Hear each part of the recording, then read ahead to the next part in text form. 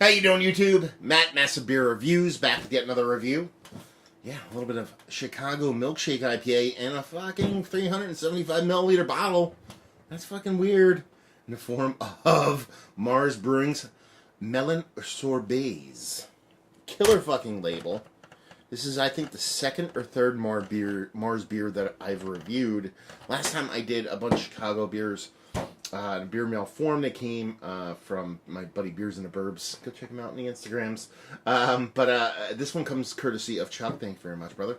He sent me off a big box of craziness. Absolute craziness. Go look at the unboxing. He's a fucking maniac. And yeah, I'm really excited about this one because the Marz stuff that I have had, limited, albeit I've been kind of quite excited about what I've had. But you're talking about this 500 milliliter bottle. Yeah, sorry, lost my train of thought there. And it's a milkshake IPA. That's so weird. You don't see that nowadays. What does it actually say in here? Melon Sorbaze is double dry hop milkshake, double IPA with melon and lactose. Melon sorbet all day. And brewed in Chicago. Government warning stuff, and that's it, pretty much. Best at 45 degrees Fahrenheit. Probably more around 50. And it says filling more. I don't know what that means. Label wise, it's cool. It looks like the same artist that does the. I said this in the unboxing. The. Goddamn, who are those guys down south? Goddamn, they make hot brown note. Oh man, it's gonna piss. I'm gonna think of the brewery before the review's over. But that brewery that does all those beers and a brown note and those kind of things. Philly Taco, I think, is another one. But that brewery, their artwork looks very similar, so I kind of dig it. I'm telling you. Let's crack in. You're talking about melon, you're talking about lactose, you're talking about hops, you're talking about beer in a bottle. Yeah. So let's see what we got going on down here. Let's see. Against the Grain Brewing. That's the name of the brewery, by the way.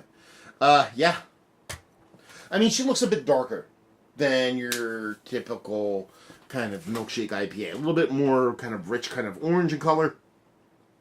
Doesn't really have that kind of cataracty edge. Nice head to it, just off white. Creaminess, tight, compact bubbles. So she looks like a big hazy, just a little bit darker than what you'd expect. So yeah, we're off to a relatively proper start. Let's get a news. I get that melon, man. I do. It's straight up just like bright green honeydew melon. The lactose in here must not be that gigantic. Because while it does have that kind of vanilla added lactosey sweetness, it's not too huge. And there's a soft, I wouldn't even call it like a green bittering. It's not like a piney bittering. It's not a green bittering. It's just relatively, let's call it a very soft, closely edging towards generic kind of bittering. It's nice. It smells soft. It smells like, sorbet. It reminds me probably more than like a sorbet, kind of like a Japanese kind of ice cream. If you ever had those kind of Japanese ice creams that you get at Japanese restaurants, hibachi, stuff like that, it's kind of like they usually have those kind of fruited soda, melon soda, plum soda, stuff like that, and then they have that nice kind of soft fruited melon kind of ice cream. That's what it reminds me more than the sorbet. Maybe that's that soft greenness bringing that to the front. I don't know. But she smells nice. Not too impactful. Nice. Let's dive in. Cheers.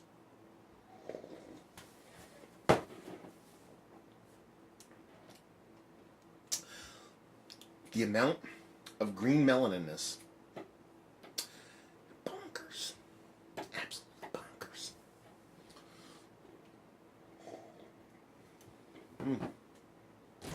Yeah. You get that soft green bitterness. You get a nice kind of sweetness from that lactose. You get a nice sweetness from that maltiness. Then you get that melon portion of the show. Comes off almost like kiwi-like to me. Maybe it's that lactose getting that sweetness in there, and that's what's bridging that gap and make me think a bit more kind of like a kiwi.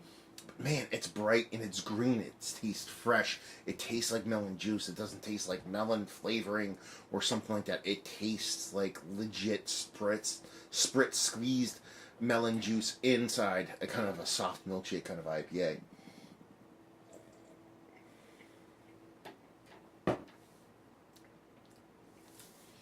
Yeah. I dig that. I like that. I'm a fan. What can I say? Yeah. That's pretty much it. Like, honestly, it's a cool beer. The levels that it hits, the way that Melon shows, the way the lactose is soft enough but impactful enough, that green bitterness, while edging towards generic, is not generic. It has enough personality to carry itself through, and it's still beer. It tastes like beer. Like I said, it's kind of smelled a little bit more like that kind of ice cream portion of the show, but it comes off as a milkshake kind of IPA, as close as that can come to beer. I know a lot of people out there will say that's not really what beer is, but I like it. I think it's fun. I think it's well made. I like the balance between all the components. This is a fun beer. And in fact, that comes in a 500 milliliter bottle, just kind of over the top. Makes it kind of a winner for me. So let's talk about it. It's one of the better milkshake IPAs that I've had as of late. It's definitely worthy of being in a conversation. Is it one of the better ones? I don't think it's one of the better ones. It's one of the more unique, more interesting ones that I've had. A lot of the milkshake IPAs that I have tend to come off very similar. They come off heavy-handed in the lactose or vanilla, and they just kind of just have all the adjuncts thrown in your face. While the Melon is the star of the show here and it plays really well, it doesn't come off as like a shticky, kind of oversweetened kind of just not beer kind of beer. It still tastes like a beer that is a milkshake IPA as opposed to a milkshake IPA that kind of tastes like beer. If that makes any sense in your brain. While knee-jerk viscerally, it might not be the most sexiest one that I've had. It's one of the better made ones. One of the ones that is more closer to beer, and one of the ones that's a bit more interesting. Maybe that means it's one of the better ones I had. Value and availability, no idea. Maybe Chuck or somebody out there in Illinois can actually chime in and let us know it's what. I'll leave you with burps. If you like what we like this beer, if you like interesting beer, more than you like milkshake IPAs. If you like milkshake IPAs, this will definitely kind of pique your interest and I think do you really, really good. But I think this is more of a testament to flavor combination than it is kind of just, fat kids like sweet thing going on. So yeah, I dig it. I think it's fun. And if you like things that are a little bit towing the line of what everybody likes, but unique enough to kind of turn other people on, this is probably going to do you right a little bit more. So there you go. Another review in the books. Hopefully you guys enjoyed it. Down there, if you want to talk about it, Massive Beers. If you want to check me out doing the social media stuff, Beer Massive. If you want to check me out doing the whole podcasting thing. And hopefully you guys enjoyed our review. Hopefully enjoying a nice little Chicago banger right now. And hopefully see you next time. Cheers.